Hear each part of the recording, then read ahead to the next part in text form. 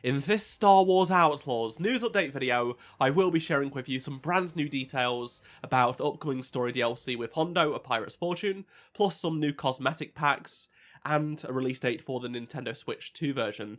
There is just so much to get into post Star Wars Celebration, so we'll get into it in just a moment. But before we do, make sure you do subscribe to this channel so you won't miss any future news updates on Star Wars Outlaws. So, like I said, it has been a few days since Star Wars Celebration when we did get that awesome trailer featuring Hondo for A Pirate's Fortune. I already made a video covering everything in that trailer and some other story details relating to the DLC, and the fact that we finally have a release date of May 15th, so less than a month to go. However, since I posted that video, a bunch of new information has come to light about this new DLC, as well as some changes made to the base game in the upcoming update. I just got back from Star Wars Celebration, so now I can actually make a proper video diving into everything, and also I am a bit under the weather and probably sound it, so apologies if the audio quality is not so good. But let's start with some new details about this DLC featuring Hondo. So, there is a new open space region, like I sort of mentioned, but this was confirmed by Drew Reckner, the game's post-launch game director, and he also said that there is a cantina built into the side of an asteroid that we will be able to visit. Plus, the Kepi tomb is somewhere that we will obviously go and visit, and the Kepi are actually an ancient civilization. Now, when I sort of saw the tomb and things like that, I did get Zepho vibes, so I'm not saying they are Zepho, it's obviously something different, but I can sort of see where they have gone down that route of Jedi Fallen Order. Drew also confirmed that this DLC is a continuation of the main game story, so you will need to have completed the main game story to access this DLC because it is essentially endgame content is what he confirmed it to be. So this is a direct continuation of Kay's story after the events of the final mission in Star Wars Outlaws' base game, whereas Wildcard could be done well before you complete the game. Drew also went on to say something that I'm a bit surprised about but very glad about, and that is you will be able to revisit this new space region after you have completed the DLC. This means unlike Wildcard, where we couldn't go back to the Millennium and things like that, we will be able to go back to this new space region and explore it and do more side content, which I did mention in my previous video, so that's very good to hear. I really hope they do make the Millennium and other locations found in linear parts of the game to be accessible as well in the future updates. Let's now turn our attention to some new cosmetics coming with the second DLC. And this is something I covered in a previous video a few months ago. Not many people picked up on it, but I did find some wording from Ubisoft on the game store listings for the game that there would be 2 brand new cosmetic packs coming to the game for those that own the Ultimate and Deluxe Edition versions. And we now have confirmation on what these cosmetic packs will be called. They are the Naboo Nobility and Desert Nomad cosmetic packs, so much like the ones we've seen before, I'd expect these to be full of Nyx, K, Trailblazer and Speeder cosmetics. So if you did get the Ultimate Edition or you have picked up the Deluxe Edition, then this is a nice extra that you'll get alongside A Pirate's Fortune on May 15th. These are not included in the Season Pass or the Gold Edition of the game. These are specifically for the Ultimate Edition or those that own the Ultimate Pack that they bought separately, or even the Deluxe Edition, which did release a few months ago. However, those aren't the only cosmetics coming to the game, and there will be some for free for everybody on May 15th, and those are a bunch of Skeleton Crew-inspired cosmetics, and this was confirmed by Drew during the Star Wars Celebration livestream.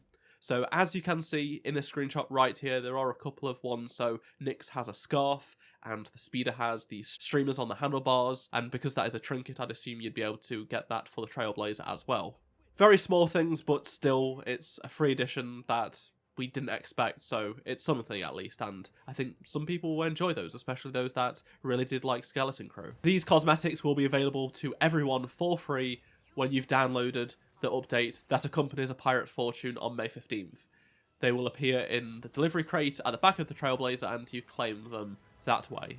Now for a gameplay change that I didn't think they would do, but they have listened to fans. This is a request to change the gameplay that fans have had since the game launched, and Drew did confirm during Star Wars Celebration that you will be able to free aim on the Speeder, so you'll be able to shoot without having to use your adrenaline ability to lock onto targets. You will just be able to fire your blaster pistol however, whenever It's up to you, much like you would in other games. So if you've been waiting for this, you've been wanting to do that, that is coming in that big update with A Pirate's Fortune.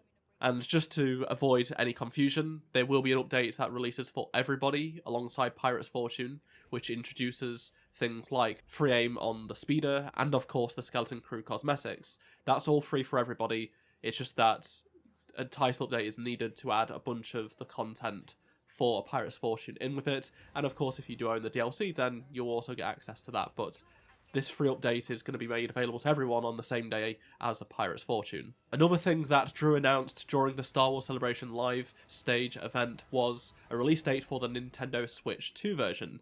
I'm surprised they announced it so soon after it was only just shown off. They should have just announced the release date a couple of weeks ago, but oh well, I don't care so much. It's just kind of interesting that they decided to do this, but they did show us footage of the game running in various locations on the Nintendo Switch 2, so that the footage you are seeing on screen right now is the game running on the Nintendo Switch 2. To me, the biggest issue is the frame rate. It's not entirely high, but that is what I expected, to be honest. The graphics are obviously a big downgrade to the other consoles, but that makes sense. I'm still interested to see if they are able to make it any better. I mean, they do have a few months. It does launch on September 4th, so even though the Switch 2 is coming out relatively soon, in June, there will be a few months where they will have time to iron out any other performance issues and potentially make things look a little bit better. I really hope they are able to do so and it's not a complete mess. I do have some faith in them of doing it. You know, they're actually showing off footage right now, so fair play to them. I also just wanted to reiterate that there is a free demo available for the game right now. It gives you 3 hours of playtime to enjoy Tatooine and do whatever you like. So if you know someone that hasn't played the game yet and is on the fence about getting it, get them to download the free demo. It's available on all platforms. They get 3 hours to just mess around as Kay and Nix, going around doing whatever they want in Mos Eisley and across Tatooine, which is a great place to start, and I'm sure Star Wars fans would absolutely love that rather than one of the newer locations. I really hope this demo does prove to be a success and gets more people to not only check out the game but purchase it as well, because hopefully they want more after 3 hours.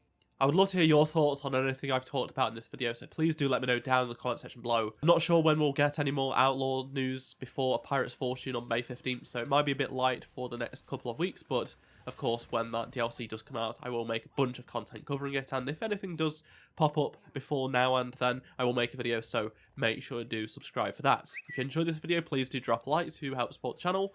Check out any of my previous Star Wars Outlaws videos, and if you did miss any of them, please click on the playlist on screen right now, and I shall see you in my next video. Goodbye.